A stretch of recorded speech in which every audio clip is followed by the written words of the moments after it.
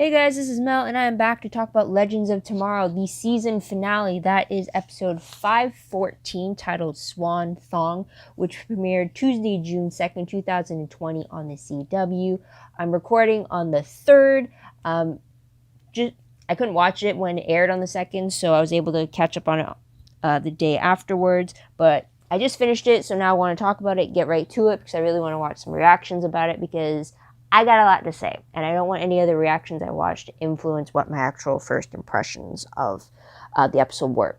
I did read one article from the showrunner just to, well, you'll know why I needed answers immediately. So there's that.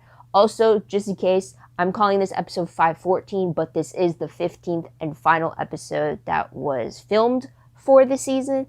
So the fact that it's the season finale should say for itself. So yeah, huge spoiler. If you haven't seen the episode already, please go do so first, and then come back and see what I have to say about the episode. My other video minds are up on screen, so take a moment to remind yourselves of those. I'll try to do this in 20 minutes.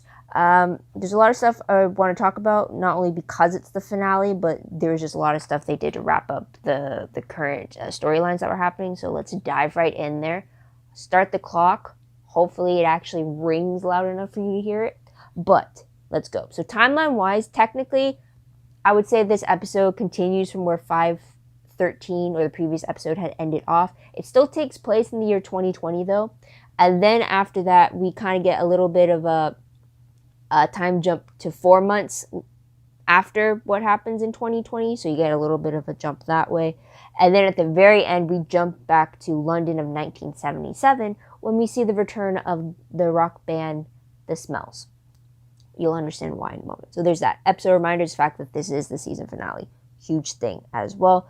The villains for the episode, I'd say, would have to be, technically, it's all three Fate sisters, but truly it's Atropos and Lachesis.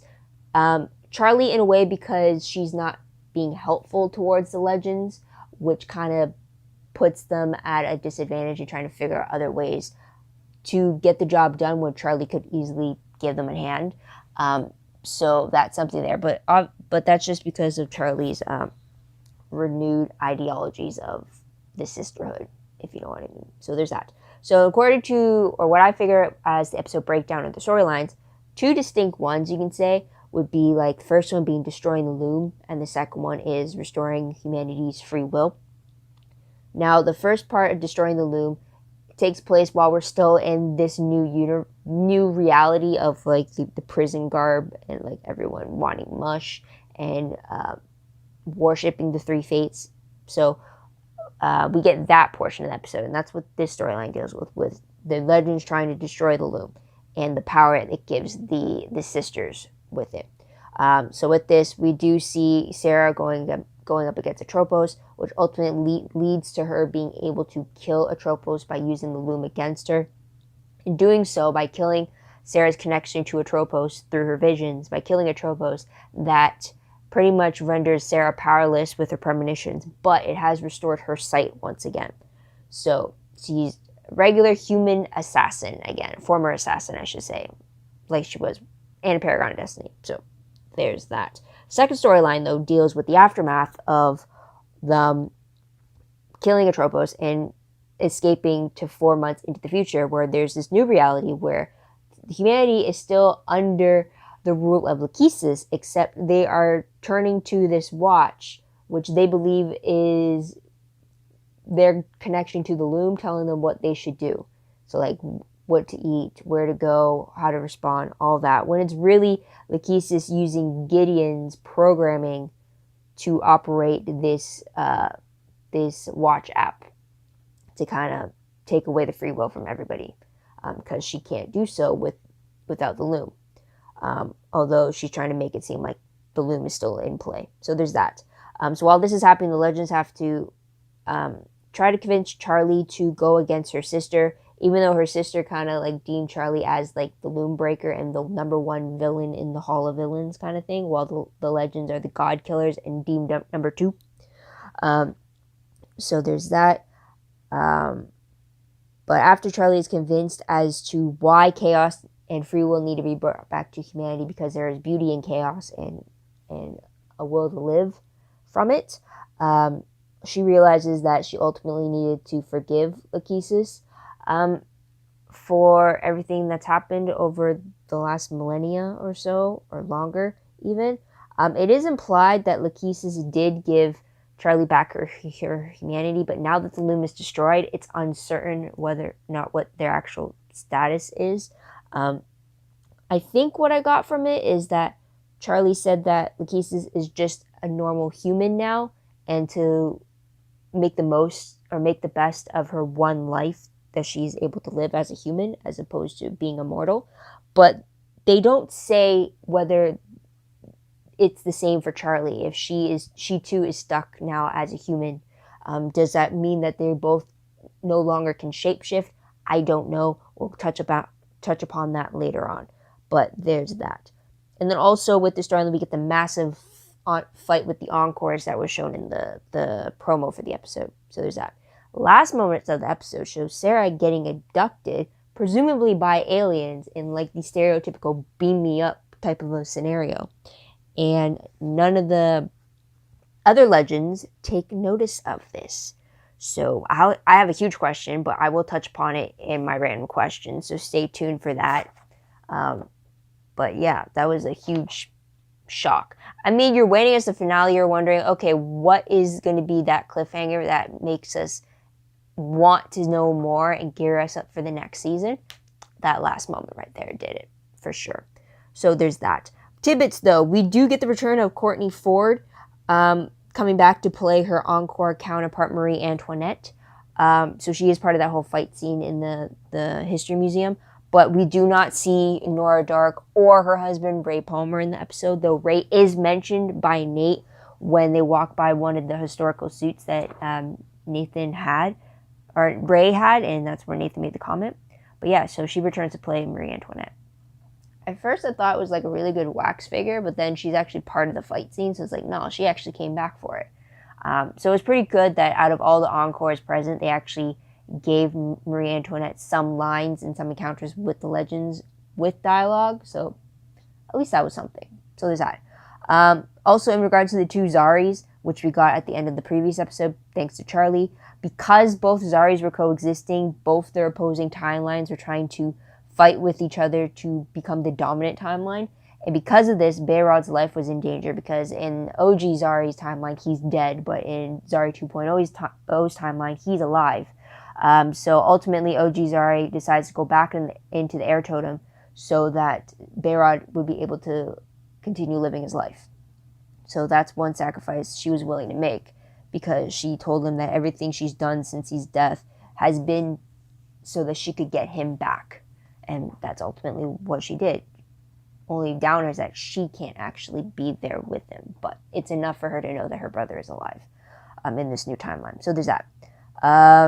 Also, with Zari and Constantine, 2.0 Zari and Constantine, we see that they are willing to hook up again from the looks of it. They don't like the fact that they get disrupted, but they definitely don't see the hookup they had in 512 as being a one-time only mistake kind of a thing that you normally see as a trope for specific couples. So there's that. Also, at the end of the episode, we see Astra not only giving Constantine back his soul coin, but also telling him that she's going to explore London a little bit more, implying that she's not going back to hell anytime soon. I think she invited John to tag along with her, and I think when he got the coin back, he was more open to it. I'm not sure. We'll have to wait and see about that.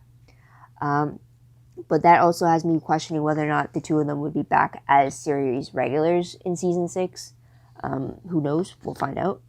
And then also the final team hurrahs of the episode was the Legends celebrating with Charlie back as lead singer with the band The Smells in 1977.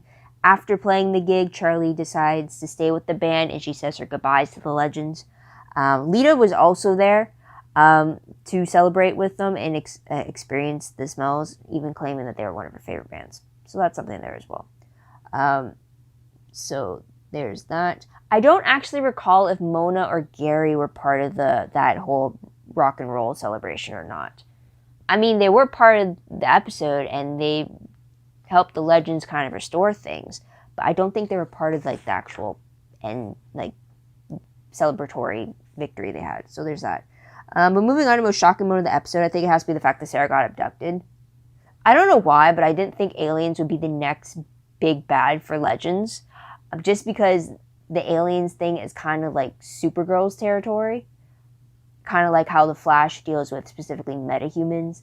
And then Legends would deal with anything time-related, right? So I wasn't really expecting aliens to be an issue. But it looks like we're going to be doing that. So that's going to be something there.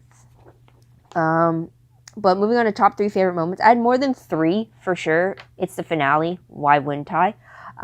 But I really like the team celebration at the end with Charlie back as the lead singer. Just seeing them all not only dressed for the occasion, but just enjoying each other's company and the music was just really great to see them have that moment of chill. We usually don't see the chill bonding moments of the team. Usually as episodes and as storytellers, we want the audience to see the drama and the chaos that comes with it. So it's great to have a scene where the Legends don't have to deal with that. So that was something there. Another huge thing that I really liked about the episode was just seeing more interactions between OG Zari, Bayrod, and Zari 2.0. I like the fact that we got more with Zari and herself first and foremost, because that cinematically that is harder to film. So I applaud those moments when they can do it seamlessly. And then it was just great to see OG Zari with Bayrod, because that is something she thought she would never be able to do. And that was something she was striving to see. So I really appreciated the 2 different dynamics there. But I also, what I liked, and I guess what I don't like, well, I like the idea of there being 2 Zaris. I do like the fact that they still kept to the fact that only one of them could stay. I had a feeling that that was going to be the case by the end of the episode, but I really like the fact that they tied it into the whole time disruption that OG Zari's presence there meant for Bayrod's survival. So I really appreciate that they didn't disregard it, and that they were trying to stick to the rules of time travel, because as you know, with any of my time-related shows that I talk about, maintaining the timeline, whether you're from the past, the present, and the future, is something either the show does really well and they're consistent about it, or a show just really screws it up to the point where I'm either A, I don't give a fuck about it anymore, like Legends, because it's just total mind fuckery, or 2, it constantly contradicts itself where it's by the rules and then it doesn't abide by the rules, aka the Flash. So it's like, so in this moment, I really appreciated that while I don't get to see 2 Zaris and how very different those 2 Zaris were on a regular basis, I do like the fact that the reason why she had to go made sense timeline-wise. Because it wouldn't make sense if OG Zari got to stay and 2.0 Zari had to go into the air totem. That didn't make sense, because then Bayrod would be, like, his existence would be no more. Like, that would have been, like, a no-no. That would have been against everything OG Zari was trying to prevent. So the fact that she went back into the air totem made sense. I actually thought she was going to die in this episode out of like a sacrificial moment, but I'm glad that she was able to say her goodbyes and actually have a moment alone with Nate to really put to peace with that. I mean, I'm sad for Nate though. He lost another love of his life, but like, I'm glad it wasn't through death. You know what I mean? And maybe they could pull her out every once in a while or something. I don't know if it's a permanent thing and we're never going to see OG Zari again. But what I liked is the fact that they were consistent in why she had to go. So that was long-winded, but I'm sorry, but there's that. Another favorite I had was just the different fight scenes we got. So first off, I really liked the fight between Sarah and Atropos. I really liked how Sarah was able to use her powers against Atropos. I really liked how they came into play and how, like, your powers are connected to me, and how Sarah used that against Atropos, saying, well, if my premonitions are from you, then your ability to cut thread is something I could borrow from and use it against her, kind of thing. So I really liked how that little tidbit of information was used against the god, which was pretty awesome. Also, during that fight scene, we do get to see Bayrod and Zari 2.0 tapping into the air totem together, which I thought was pretty cool.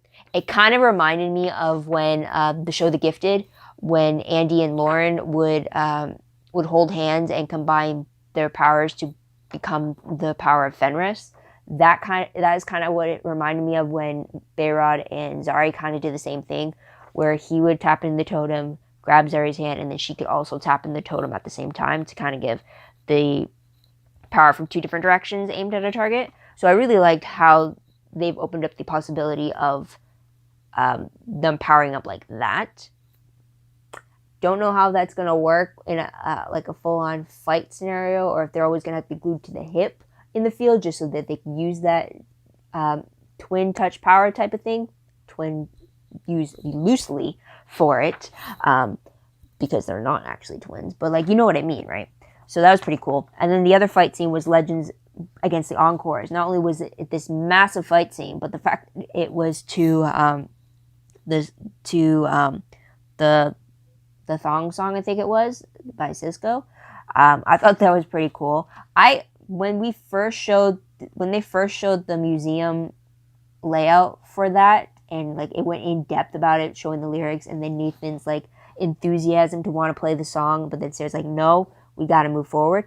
I had a feeling that they had to play the song again at some point. I thought it'd be more soundtrack wise, where we hear it and they don't, but to see the Legends actually fighting while listening to that song was very Legend-esque. So I'm all for that, and that was pretty cool.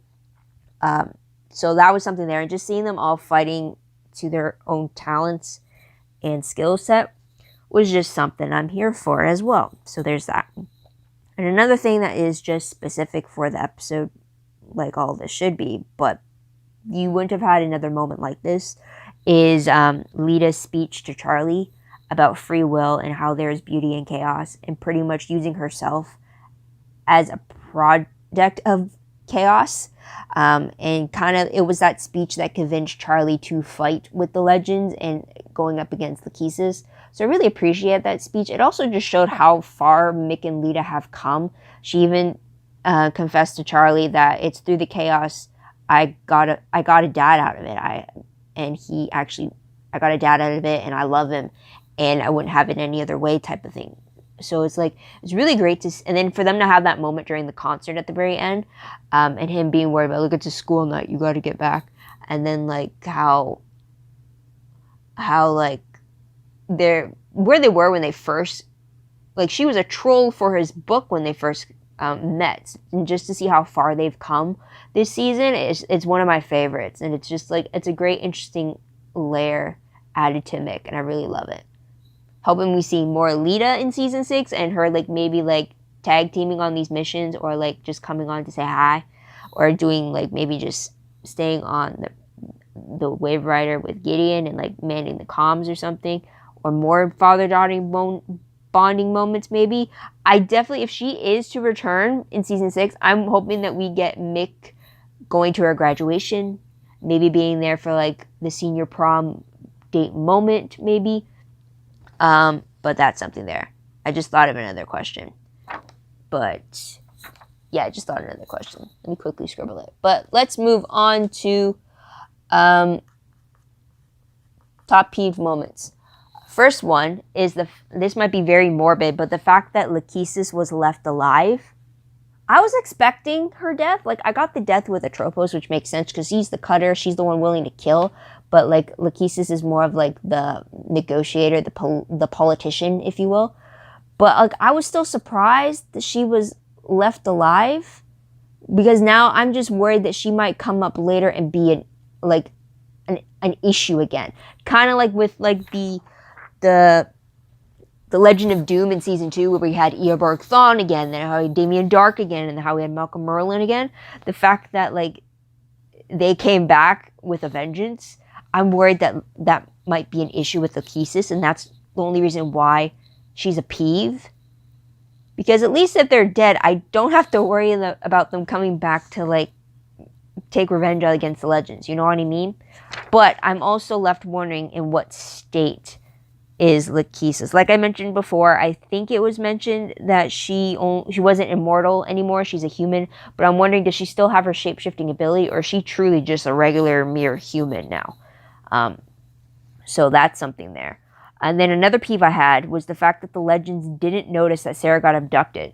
I mean, I get that they were drunk and they were like still on the high of this celebration that they had, but like, I mean, come on. I mean, especially for Ava, just because she walked out hand in hand with Sarah. I was expecting after the goodbyes that Ava would wait for like Sarah to come back and join her by her side, and then they walk out together.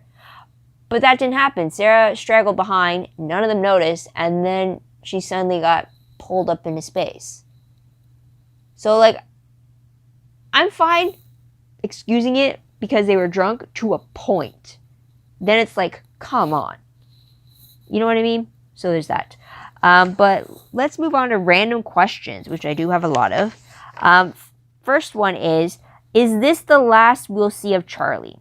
Is she still a shapeshifter immortal, or is she back to being a mere mortal that she was stuck being at the very beginning of season 4 when she was introduced? Now, this is why I had to go read an article from the showrunner himself, because I had to know if Maisie Richardson Sellers was coming back or not. And apparently she's not. This episode was meant to be Charlie's last episode. And for that being the case, she had a great send-off. She had a really good season of... And they knew before the season started that she would be leaving. So I thought it was great the way they utilized her character and brought this big overarching backstory for her. And that's the timer if you didn't hear that. It's weird on my computer. But, so I really liked where we left Charlie off and how much we got to know about her and how much we got to grow with her. I am sad to see her go, but like I can understand. They said that she was pursuing other filmmaker opportunities, so I'm all for that. But yeah, it's just gonna be weird not having her since we had her since season 2, you know. So that's something there. Next question was: since Earth Prime is familiar with aliens due to Supergirl's relocation, will the aliens that abducted Sarah be brand new that was never mentioned on Supergirl? Or is it going to be a species that we've heard of from Supergirl? Or I'm wondering, which is what I kind of alluded to at the very beginning when I first mentioned Sarah's abduction, I'm wondering if it's the aliens that abducted Sarah are the Thanagarians that were mentioned in season 1 as the reason why Vandal Savage had to be put into power, because he was the reason that the world reunited against the Thanagarian invasion in 100 years into the future. So I'm wondering if the aliens who took Sarah are the Thanagarians, and it's just them coming more prematurely than was in the original timeline. You know what I mean? If so, I hope so, just because that would be a huge callback to what they had kind of name dropped in season 1. So I think I would appreciate that a lot more than if they were just to give me some random named alien on Legends, as opposed to having it be something done on Supergirl. You know what I mean? Because as I mentioned before, if you want something more meta-human specific, you go to The Flash. If you want something more alien specific, you go to Supergirl. If you want something that's more time travel specific or timeline specific, you come to Legends. So it's just weird that Legends next season may be diverting into the Supergirl lane. You know what I mean? So that's something there. Another question was, how are the Smells, the rock band, still alive? I mean, Bayrod did bring it up to Nathan about, like, weren't these guys dead? And then Nathan was like, well, weren't all of us dead at one point? Which is a valid comeback, but then at the same time, it's like, it's not an answer for me. I would like to know how, because Atropos killed the Smells. So it's like, did they just, like, what did they do? They couldn't have used the loom because they destroyed the loom when they killed the Tropos. So it's not like they could rewrite them back into existence. The only way I could see it is if the Legends went back into time to the day before Atropo had invaded and kind of stopped that or something. I don't know. But it's like, what? How? I have no idea. Like, that confuses me. But, like, it's just one of those moments where, like, they brought it up, but they never actually give you an answer. And that frustrates me because it's a valid question I would want an answer for. So there's that. Another question was, and this is more of like, I want your opinion about it, is how do you like, or how did you view the conclusion with the whole double Zari issue? Did you like it? Did you hate it? Did you like that OG went back on the air totem or vice versa? But yeah, how did you think they handled it? Or how do you think they could have spinned it so that both Zaris would have stayed in place without it screwing up Behrad in the timeline? Or I guess I kind of turned your opinion question into an actual answer question, or is that's still technically an opinion question though? Anyways, I'm sorry. There's that. Another question was, and it's the one I thought of when talking about Mick and Lita, but where was her mom through all this? Because in the previous episode, we saw Lita's mom, Allie, and they were watching the TV together. But then when Mick went to find Lita in this episode, he only found her. So where was her mom throughout all this? I mean, it's not like she died in the original timeline, and it's not like she died unless she did die during the transition between in those 4 months. But like, where was she? Like, why wouldn't she be sticking with Lita in all this, right? So that was one that I was surprised didn't show up. So there's that. And the last question would be, will Behrad be a series regular in season 6?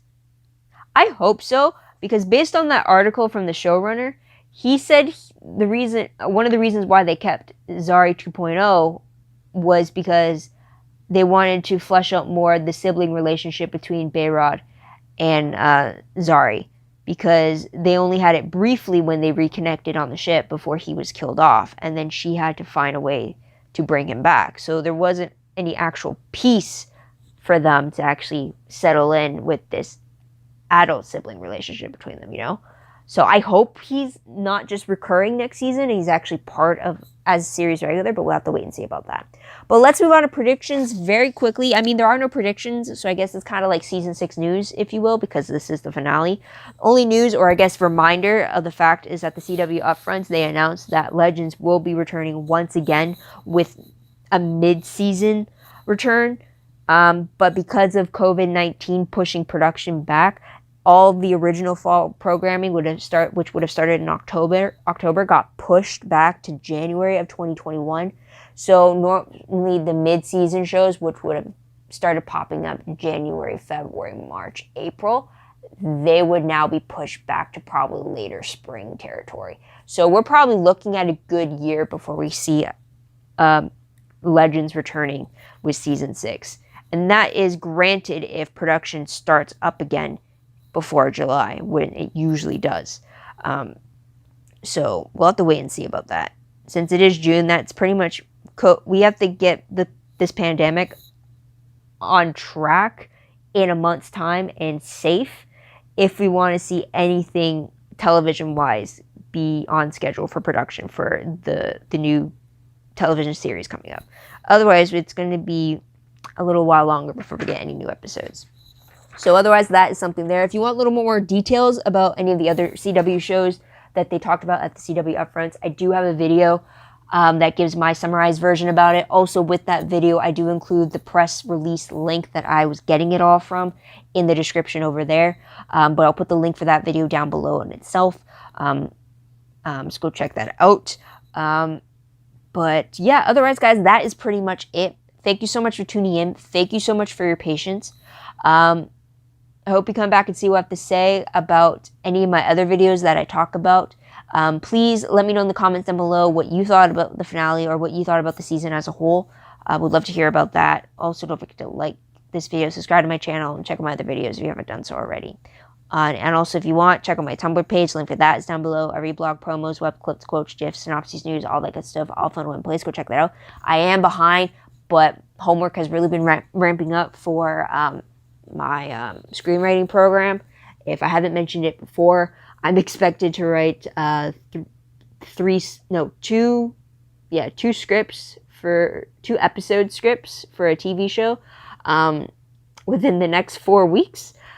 So this whole semester has been the whole planning process, which is a lot. So kudos to the television writers on how much depth and scope and planning that goes into it. But yeah, so my time has been focused on that more so than updating any of my websites. But if you want to just check how the formatting is, linked down below. Same thing for WordPress, same thing applies, but it's more organized, more detailed, and work in progress. And anything I post online is connected through my WordPress account. Otherwise, that is going to be it. Sorry for the long drag, but again, thank you so much. Next videos that will be popping up would be for the 100, if you're a fan of that, since the new and final season just started. But otherwise, all my other shows are on break for the summer, naturally. Okay, guys, so just stay safe. This is Mo. Wish you all a great day, great week, wherever you are. Bye for now.